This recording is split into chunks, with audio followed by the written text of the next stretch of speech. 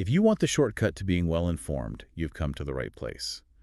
Today, we're taking a deep dive into a city that was, well, against all odds, one of the greatest cultural and scientific powerhouses in the ancient Mediterranean, Pergamon.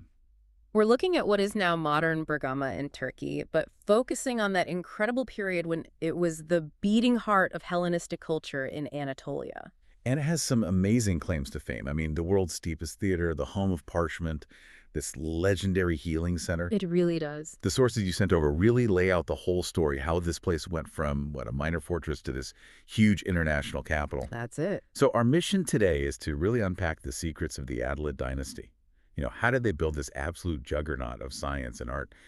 And why did they make that incredible choice to just hand their entire kingdom over to Rome? It's a fascinating question, and of course we'll look at the innovations they left us, like Parchment. It's a spectacular place, and it's great that it was finally recognized by UNESCO as a World Cultural Heritage Site back in 2014. It's an amazing story of ambition. But to understand Pergamon, you really have to start with chaos, don't you?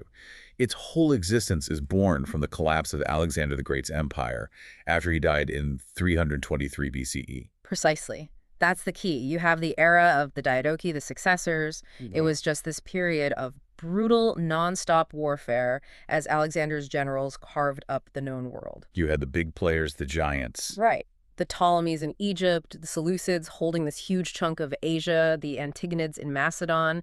Pergamon was born as one of the smaller, scrappier kingdoms that emerged from the rubble. And it began not with a king, but with a treasury. I found that part of the story so surprising. It's the perfect leverage point. It all starts with a man named Philotyros. Who was a eunuch, right?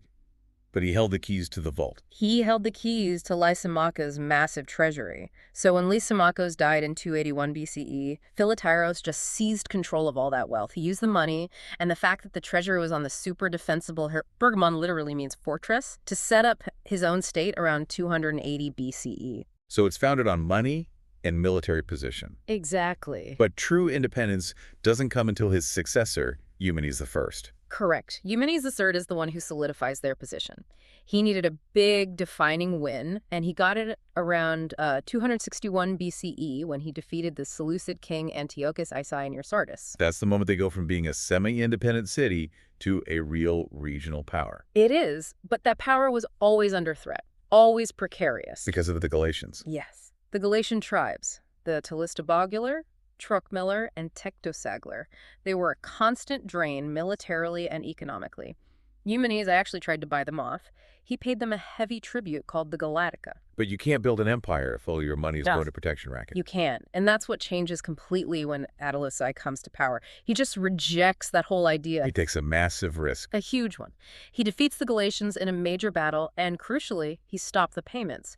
And this victory was so important for the whole region, really, that it earned him the title of king, or Basileia. It fundamentally shifted how Pergamon saw itself. It did. From a fearful state paying tribute to a confident regional champion. So military strength bought them status, but what really secured their long-term future wasn't another fight, it was a diplomatic move. The Roman alliance, this is where you see some real strategic genius at play. I looked at the map, with the massive Seleucids on one side and Macedon on the other. And he realized his kingdom, which was still relatively small, couldn't survive forever on its own. He needed a heavyweight in his corner.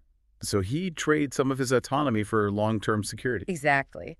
Pergamon becomes the very first state in Asia Minor to formally ally with Rome.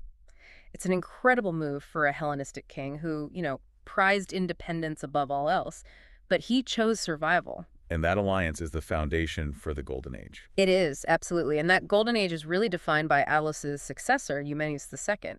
This is when Pergamon just hits its absolute peak, both territorially and culturally. And he leverages that Roman relationship perfectly. Perfectly. He was there commanding troops alongside the Romans at the Battle of Magnesia in 190 BCE, where they just destroyed the Seleucid army under Antiochus III. The rewards for that were huge, weren't they? They basically redrew the map of Anatolia. Immense. The Treaty of Apamea in 188 BCE gave Pergamon control over massive new territories: Mysia, Lydia, Phrygia. The kingdom was at its largest extent. But Eumenes II wasn't just after land. He was competing on an intellectual level, too. Which brings us to the famous Library of Pergamon. a magnificent creation right up there in the upper city, near the Temple of Athena. It was the second largest library in the ancient world, with an estimated 200,000 volumes. But this is where that great rivalry with Alexandria really kicks in. It does. The Ptolemies in Egypt, they saw Pergamon's academic rise as a threat, so they reportedly played hardball. They cut off their supply of papyrus. And necessity becomes the mother of invention. Resource scarcity leads them to create Pergamena. One of history's greatest innovations, born entirely out of spite. Parchment, or pergamena, was made from treated animal skins, mostly sheep and goat. And it was just a much better material, wasn't it? Oh, vastly superior. It was stronger, you could scrape it clean and reuse it, and this is the most important part, you could write on both sides. It seems like a small detail, but it changed everything. Fundamentally, writing on both sides means you can stack the sheets, fold them, bind them together. You're paving the way for the codex. The ancestor of the modern book. Exactly. So the Library of Pergamon didn't just collect knowledge, it completely revolutionized how it was stored and shared. The Attalans also put their money and military success into these massive public art projects. And that leads us to maybe the most incredible and also controversial structure from the ancient world, the Great Altar of Zeus. A total masterwork. It was built under Eumenes II specifically to commemorate that victory over the Galatians. You have to imagine this base, 12 meters high, and it's wrapped in a frieze that's 120 meters long. And that frieze is telling a very specific story. Oh, absolutely. It shows the gigantomachy, the mythical war between the Olympian gods and the giants.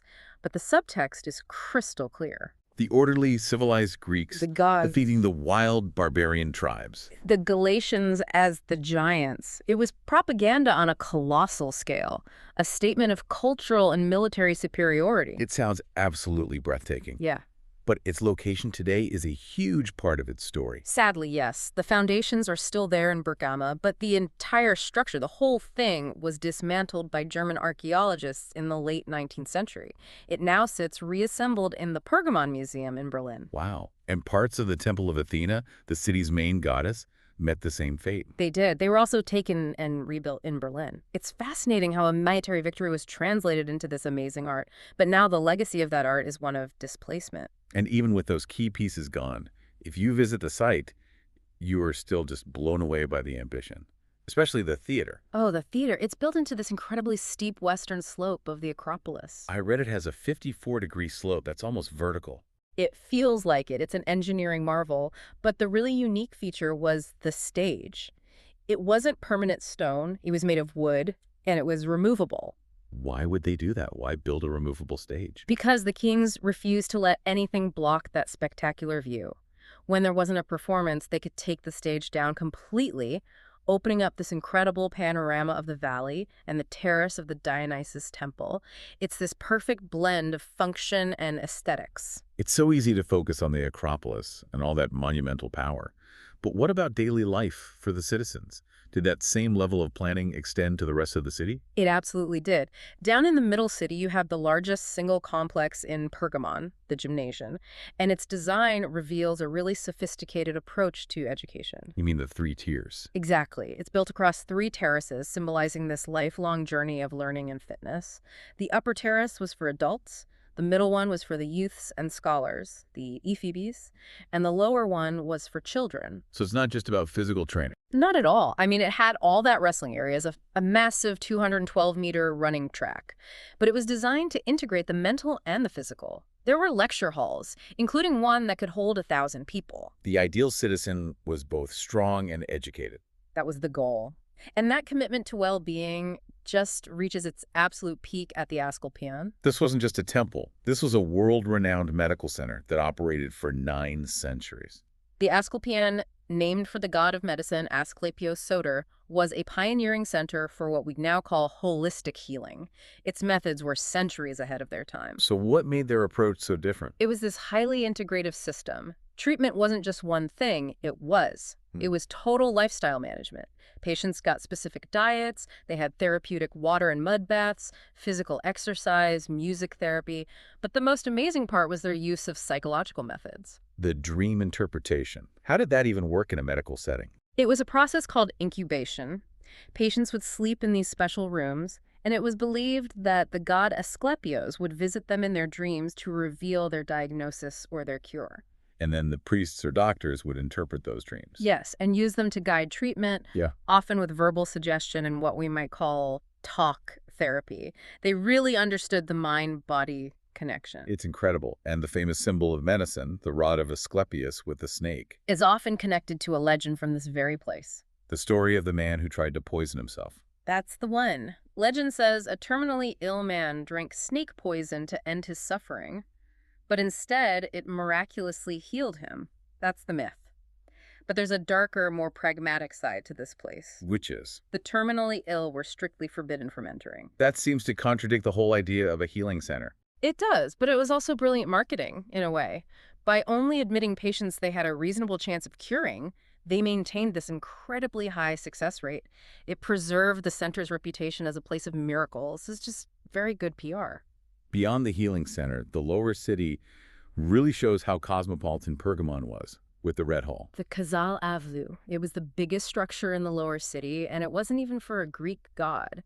It was a temple to the Egyptian god Serapis. A clear sign of the city's international connections. For sure. And it shows that adaptability again later on when it was converted into a major church during the Roman period. So this incredibly successful, sophisticated dynasty, the Attalids, comes to this bizarrely sudden end with its final king, Attalus III. He is one of the strangest rulers in history. Attalus III reigned from 138 to 133 BCE. His nickname was Philometor, the mother lover, but he was totally uninterested in the business of being a king. He was like a royal scientist locked away in his lab. That's a perfect way to describe him. He avoided all his royal duties and just spent his time on botany, zoology, pharmacology. And the sources say his research was very hands-on. Chillingly so. He grew poisonous plants in his garden and tested his poisons and their antidotes on condemned prisoners.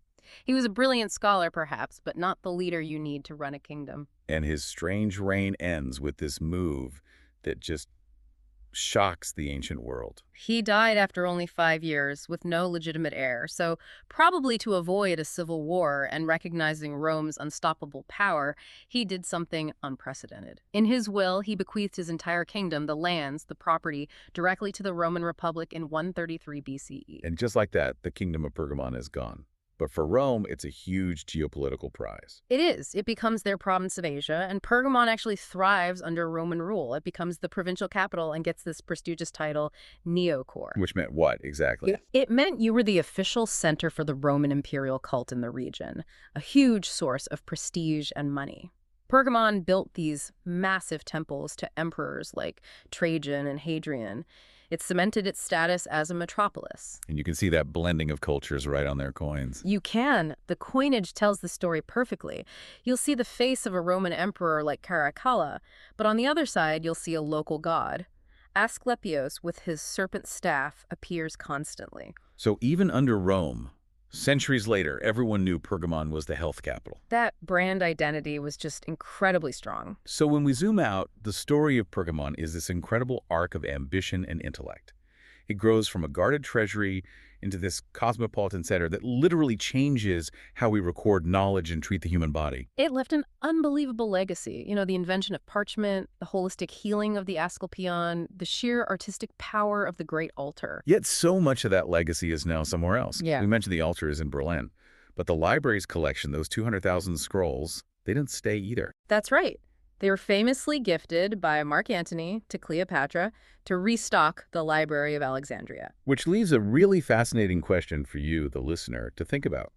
When a city's defining cultural treasures, the very things that tell its greatest stories, are physically scattered across the globe due to gifts, treaties, or excavations, what really remains of that city's original identity in the place it was founded? It's the difference between a place of foundation and a place of presentation. A truly fascinating thought about where culture really lives. Thank you for joining us for this deep dive into the multi-layered cultural landscape of Pergamon.